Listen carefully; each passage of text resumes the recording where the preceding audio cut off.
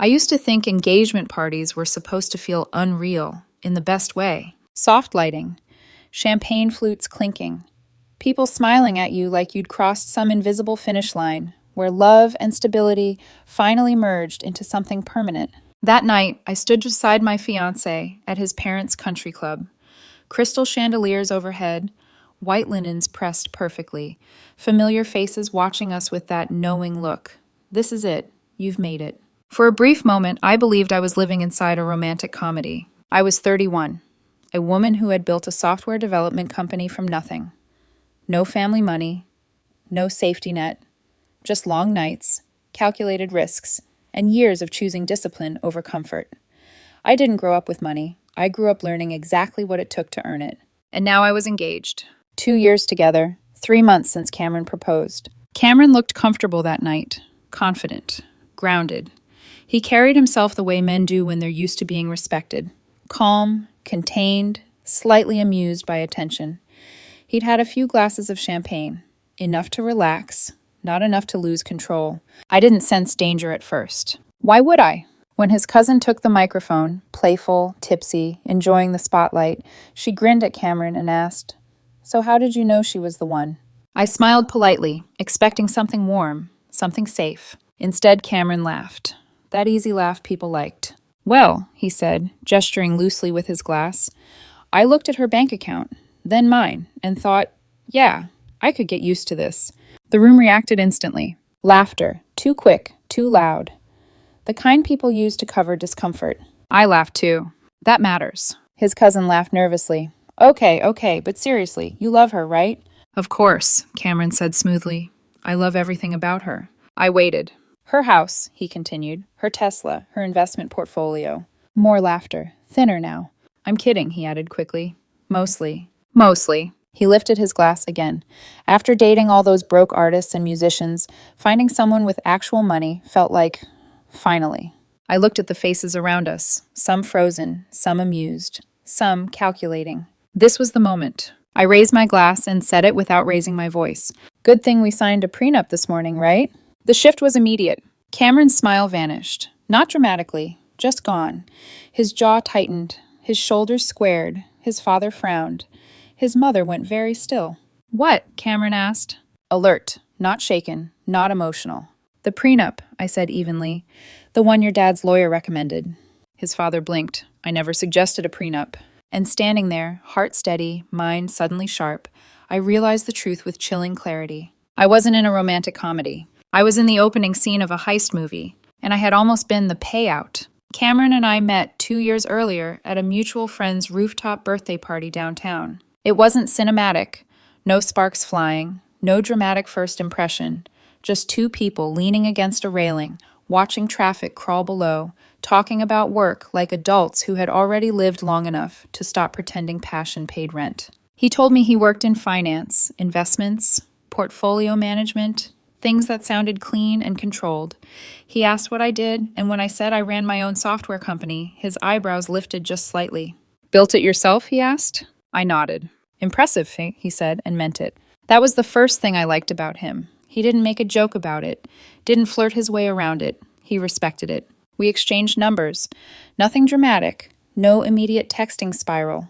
He waited 2 days before asking me to dinner. A real dinner. Reservation made. Time confirmed.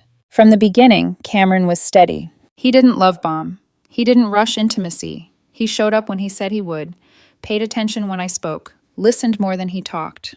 When men do that, you assume maturity. You assume safety. Our relationship unfolded slowly, methodically.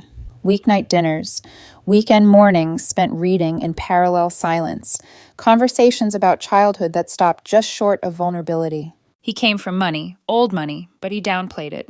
"I grew up comfortable," he said once, shrugging, "but my parents drilled discipline into us. Nothing free, nothing wasted." I believed him. His parents were polished. His father, Reggie, spoke like a man who had never needed to raise his voice to be obeyed. His mother, Diane, carried herself like someone accustomed to rooms rearranging around her. They were polite to me, warm, even, but there was always an edge, a subtle appraisal in their eyes. They knew I didn't come from their world. Ironically, that never bothered Cameron. If anything, he seemed proud of the contrast.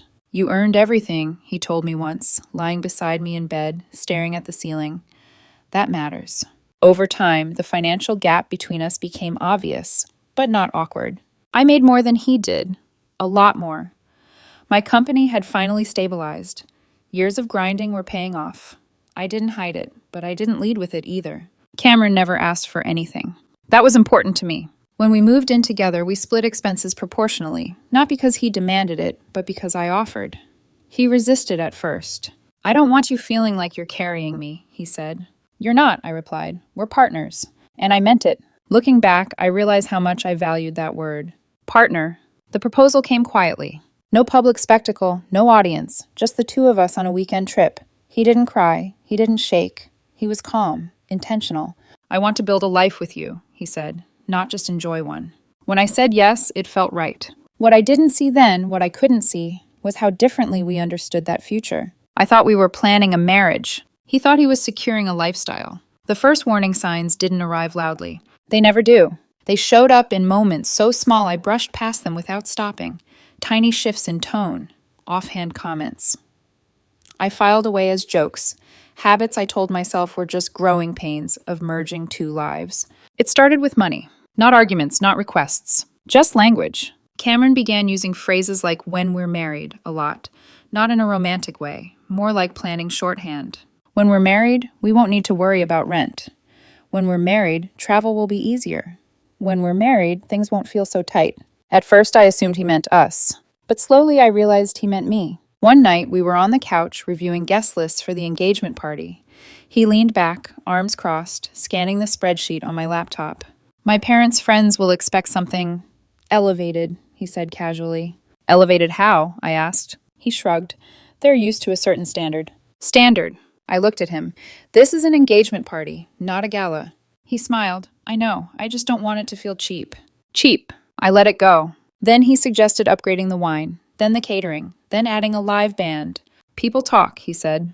First impressions matter. I covered most of it, not because he asked. He didn't. But because it seemed easier than debating every line item. What I didn't notice was how easily he stopped offering to split things. When his car needed maintenance, I paid without thinking. When he mentioned wanting something nicer, eventually, I heard it as ambition. But then there were comments that didn't sit right. Once, scrolling through social media, he laughed and said, "You know, if we'd met 10 years ago, I probably wouldn't have looked twice." I raised an eyebrow. Why's that? He shrugged. You were grinding back then. No time. No polish. And now? I asked. Now, he said, smiling, you've arrived. Arrived. Like a destination. Like a resource. I noticed how he spoke about my company, not with curiosity, but with entitlement adjacent familiarity. Your business is really taking off, he said one night. Our business, I corrected gently. He laughed. Sure. At family dinners, his parents leaned into it. Reggie once clapped Cameron on the shoulder and said, You did well for yourself. Diane smiled at me and added, Stability changes everything for a man. For a man, not for us. Still, there were no explosions. No cruelty, no outright disrespect. Just a growing imbalance. He talked about quitting his job someday, about focusing on bigger picture things, about how exhausting it was to work when life could be easier. You don't need to grind forever, he said once. You've already won. But I hadn't. I was still working, still responsible, still carrying the weight. And somewhere beneath the surface, a quiet question formed. One I didn't want to answer yet. Was Cameron building a future with me? Or planning to live off one? Back at the country club, after the prenup moment, Cameron stood so fast his chair scraped the floor. Champagne tipped, spilling across the tablecloth. We need to talk, he said through clenched teeth. After the party, I replied. Now isn't... Now, he said. He walked off towards the hallway. I followed. In the corridor, away from the crowd, he finally let it out. Not tears, not hysteria. Just controlled fury. What prenup? He snapped. I didn't sign anything. Really? I asked. The papers at breakfast? Those were venue contracts. I nodded. Yes, they were. Realization hit him like delayed impact. You tricked me. You announced to everyone you're marrying me for money, I said quietly. I just listened. It was a joke, he said. Was it? His breath quickened, his hands curled into fists, contained. You embarrassed me, he said, in front of everyone. You embarrassed yourself. This wedding is off, he said. Okay. The word landed between us. He blinked. Okay? You won out over a prenup, I said. That tells me everything. He stared at me, stunned. Not because I was emotional, but because I wasn't. Then he turned and stormed back toward the party. And standing alone in that quiet hallway, I understood something with absolute clarity. There was no prenup. There never had been. But his reaction had already given me the truth. I didn't follow Cameron back into the party right away. I stood there with one hand resting lightly against the wall, feeling the quiet hum of the building seep into my bones. My heart wasn't racing. It wasn't broken. It was alert. When I walked back in, the room felt different. People were still talking, still laughing, but the air had thinned. Conversations paused when I passed. Eyes followed me, not curious anymore, but calculating. Cameron was already surrounded by his parents. Diane's hand rested on his arm, steadying. Reggie's expression was unreadable. He didn't look at me. Men like Cameron don't implode. They regroup. I collected my purse, small, understated, forgotten under a chair, and made my way toward the exit.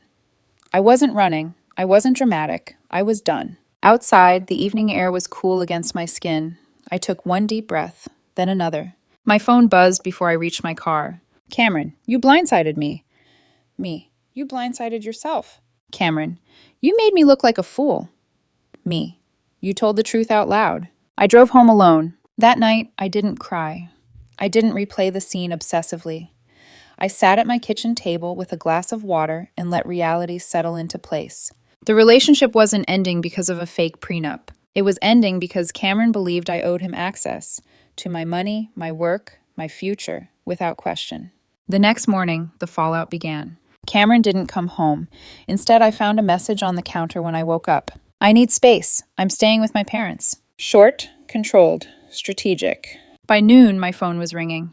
Diane. I let it go to voicemail, then again, and again. Finally, I answered. You humiliated our family, she said without greeting. That party was supposed to celebrate you too. Your son announced he was marrying me for money, I replied evenly. I didn't put words in his mouth. He was joking. Then why did he panic? Silence. You lied about legal documents, boy, she said finally. I never said he signed a prenup, I replied. I asked if it was good we had. You manipulated him into revealing something private. Yes, I said calmly. I did. She exhaled sharply. Fix this. Fix what? My son is embarrassed. He's devastated. Is he? I asked. Or is he angry that access suddenly came with boundaries?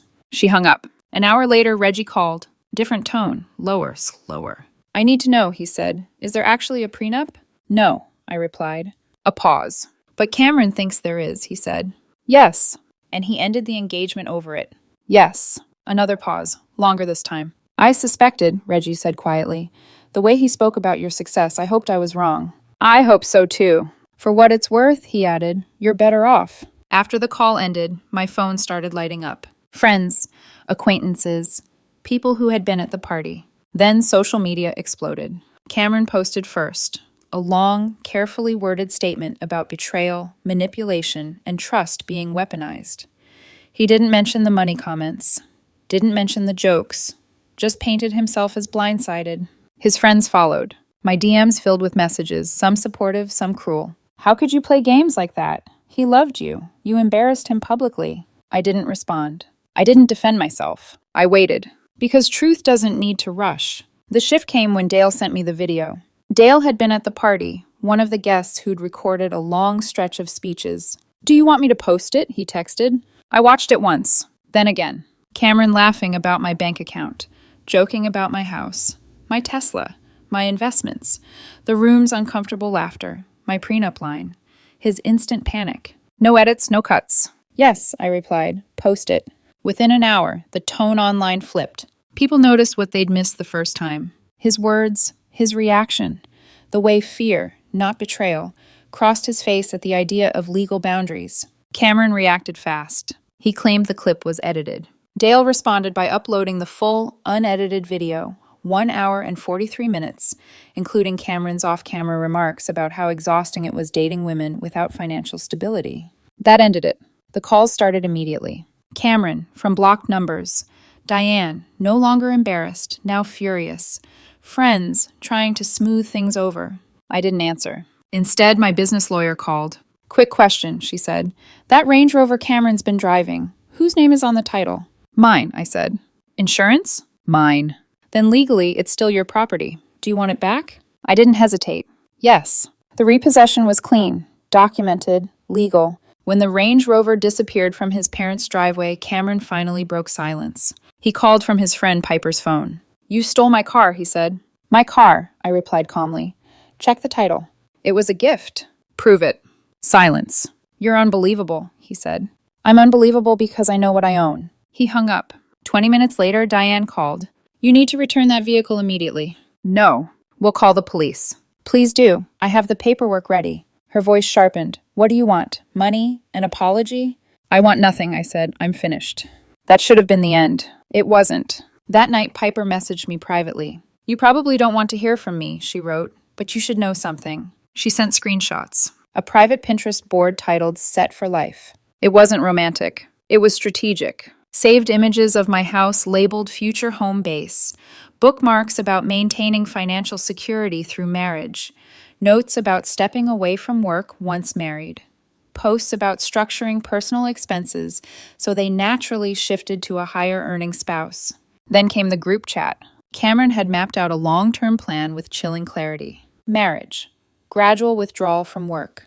Normalizing higher spending. Ensuring lifestyle stability, even in the event of separation. One message stood out. "Prenup is the only real risk. Need to avoid anything legal before the wedding." I forwarded everything to Reggie with a single line. "You deserve to see this." His reply came quickly. Jesus Christ. He called an hour later. Not emotional, not angry. Businesslike. "I've seen everything," he said. "The board, the messages, the planning." "I'm sorry," I said quietly. "No," he replied. "You stopped something worse." Cameron was cut off that same day. Credit cards canceled, allowance ended, 30 days to find work and housing. Diane agreed. "We didn't raise him to live like this," Reggie said. "Or maybe we enabled it. Either way, it's over." Cameron called again that night, from another unknown number. His voice was tight, controlled, barely holding.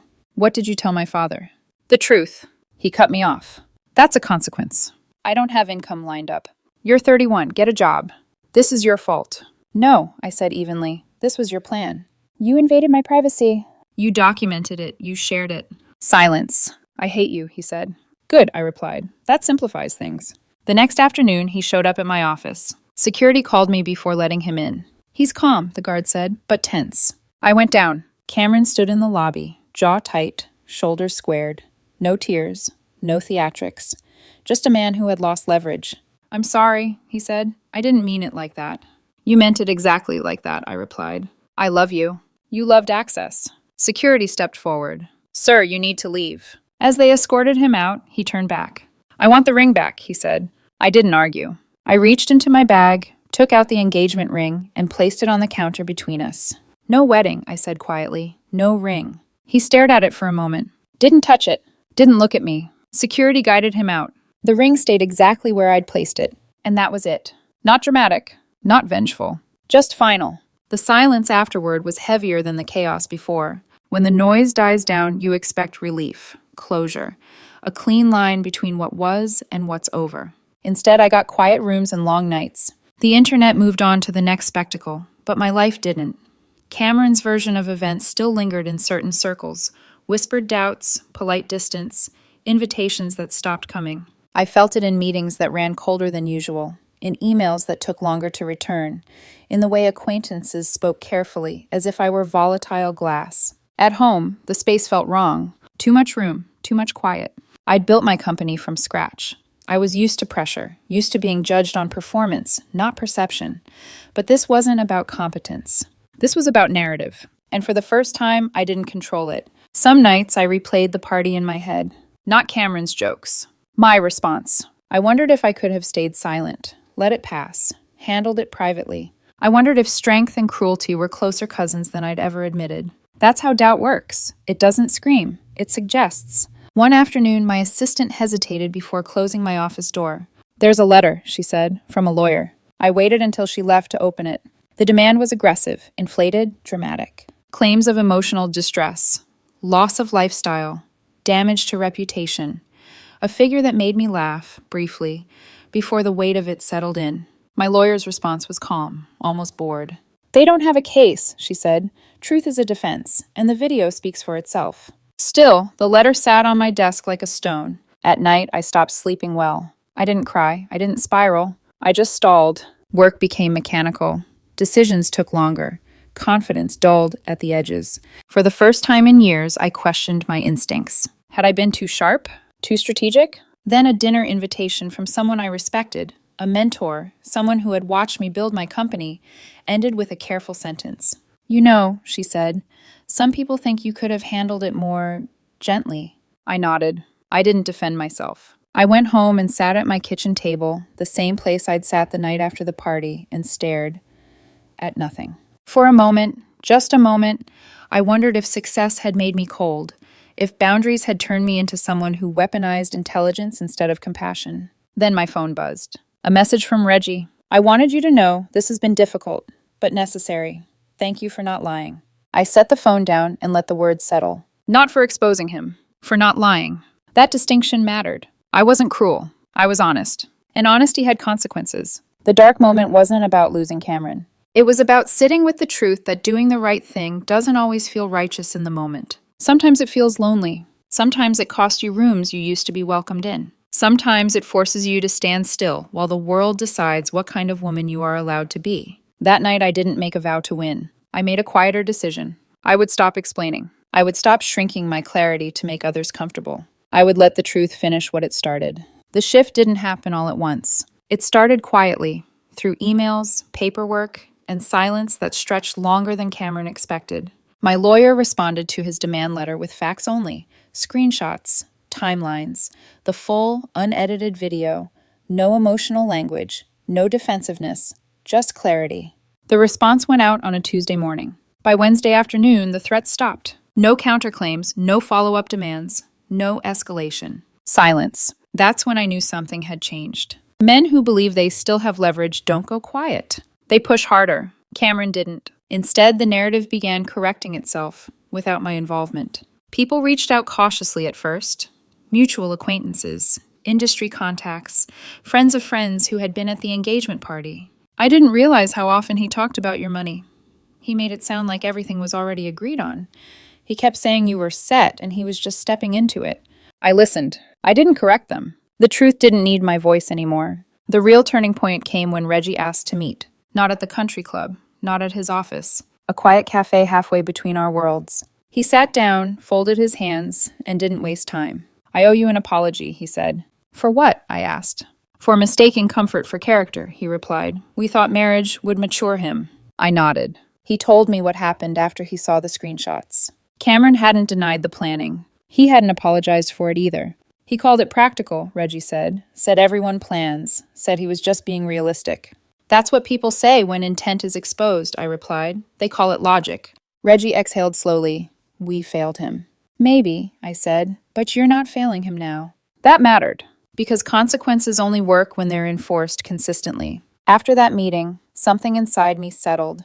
Not relief, not triumph. Alignment. I stopped checking social media, stopped monitoring his orbit, stopped bracing for the next move. There wasn't going to be one. Work sharpened again. Decisions came faster.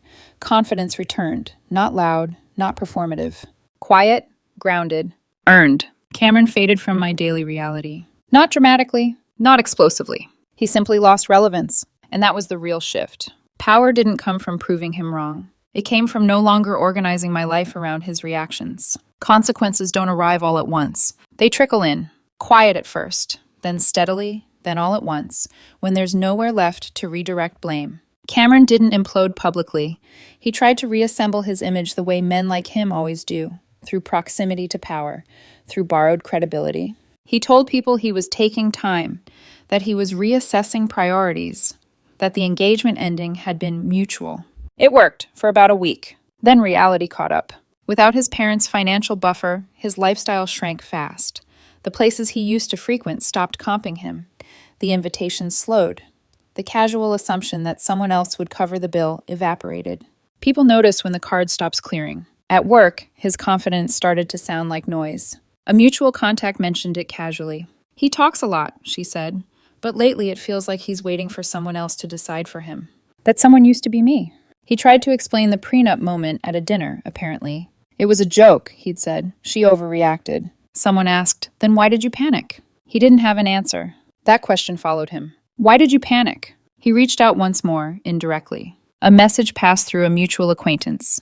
Does she still think I planned everything? I didn't respond, because the truth was already documented. Meanwhile, the accusations against me lost momentum. Not because people suddenly rallied, but because nothing new supported them. No additional claims, no corroboration, no pattern of behavior. Just one incident, one video, one man who said too much when he thought he was safe. At work, my footing stabilized completely. Clients didn't care about Cameron. Investors didn't ask. Results spoke louder than rumors. Then Reggie called again, not to discuss Cameron, to discuss accountability. We're starting something, he said, a foundation, financial literacy for young adults. I listened. We don't want to repeat this, he added. Comfort without competence. I didn't gloat. I didn't correct him. I just agreed to help, on my terms. As for Cameron, his life narrowed. Not dramatically. Not tragically. Just realistically. The rooms he once assumed would always open didn't anymore. The future he'd outlined so neatly unraveled without needing me to intervene. And that was the final consequence. Not punishment. Not revenge. Exposure to reality without insulation. Time didn't erase what happened. It reframed it. Months later, my life looked quieter, not smaller. The chaos that once passed for connection was gone. In its place was something steadier, intentional. I didn't celebrate the collapse of Cameron's plans. I didn't track where he landed or who he blamed next. I stopped needing updates because they no longer affected the direction of my life. That was the real ending. Not a dramatic victory. Not a public reckoning. Just distance. I learned something important in the aftermath, something I wish I'd understood sooner. Love doesn't require you to prove your worth. If someone is counting your assets more closely than your values, they're not choosing you. They're choosing what you represent. I replayed that engagement party once more, not to punish myself, but to study it. To see the moment clearly, without fear or embarrassment clouding it.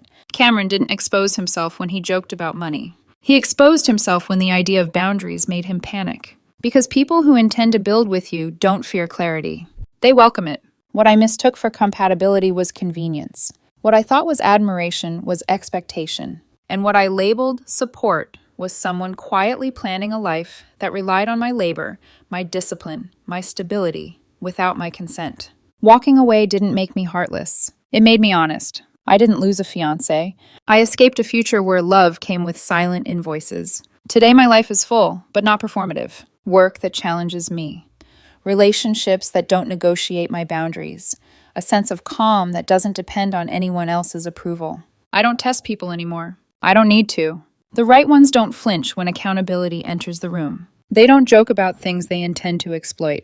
They don't confuse access with partnership. If there's a lesson here, it's not about money. It's about clarity. Clarity doesn't destroy good relationships. It reveals the ones that were never built to survive truth. And sometimes, the most powerful thing you can do isn't to fight for love. It's to walk away when love asks you to pay for it.